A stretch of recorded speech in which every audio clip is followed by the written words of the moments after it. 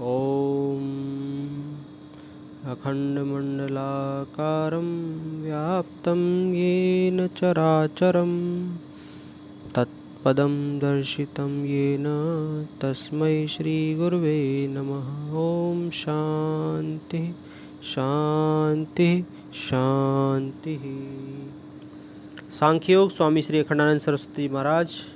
आज 19वां मंत्र है दूसरे अध्याय का, जिसकी व्याख्या है अखंडानंद सरस्वती महाराज द्वारा।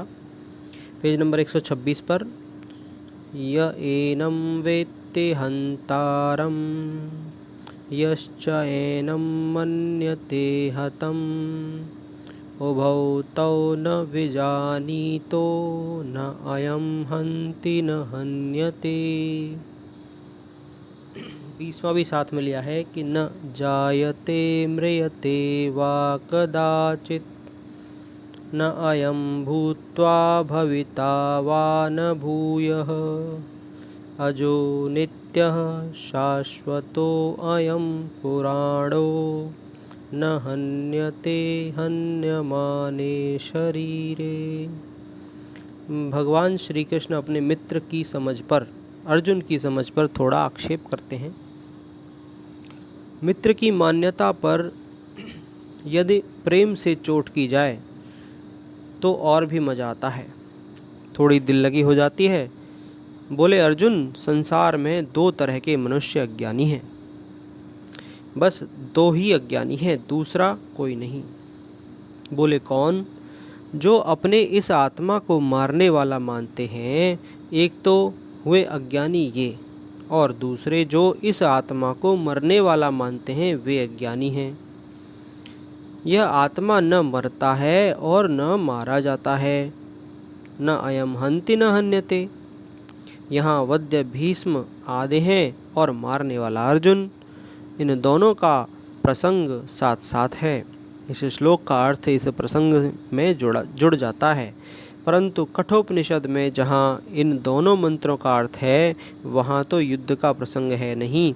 वहाँ तो अपने पिता को प्रसन्न करने का वर मांग के मानो अपनी धनिच्छा को इष्टा जो है उसको पूरी करते हैं। और अग्नि विद्या को ठीक ठीक समझ करके नचिकेता ने यह प्रश्न उठाया कि स्थूल देह मरने के बाद आत्मा के विषय में जो संशय किया जाता है कि मरने के बाद आत्मा है कि आत्मा नहीं है।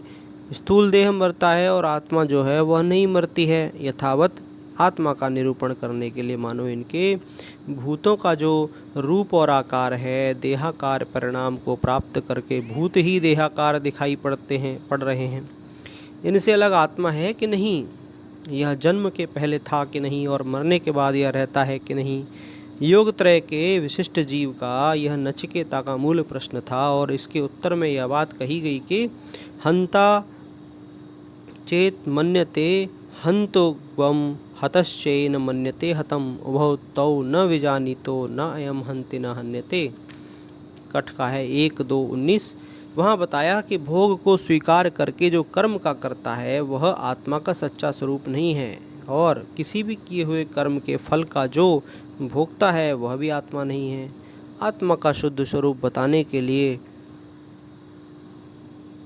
यहाँ कहा गया कि आत्मा न करने वाला है न भोगने वाला है, माने वह न तो हेतु वाला है न तो फल वाला है। जरा मरण जन्माः निर्मुक्ताः सर्वे धर्माः स्वभावतः। आत्मा जो है वह जन्म से, जरा से, मरण से स्वभाव से ही मुक्त है। इसका संबंध इन पदार्थों से है नहीं। फिर कर्तव्य संबंध भासता कैसे है? भासता है कि हमने पाप किया, हमने पुण्य किया, हम सुखी हुए, हम दुखी हुए। तो बोले यावत भेद फलादयः तावत धेतु फलोदयः क्षीणे हेतु फलादीने संसारे न प्रवर्तते। मांडुक्य कारिका गौड़पादाचार्य ने मांडुक्य कारिका में बताया कि यावत हेतु फलादयः तावत हेतु फलोदयः। जब तक हेतु कर्म और फल शरीर सुख दुख के साथ आविष्ट हैं, माने हम इनको अपना आप मानते हैं, तब तक हेतु फलोदयः कर्म भी होते रहते हैं, पाप पुण्य और सुख दुख भी आते रहते हैं। फल पर फल और देह पर देह मिलते रहते हैं। जायस्व मृयस्व। क्षीणे हेतु फलादीन संसारे न प्रवर्तते।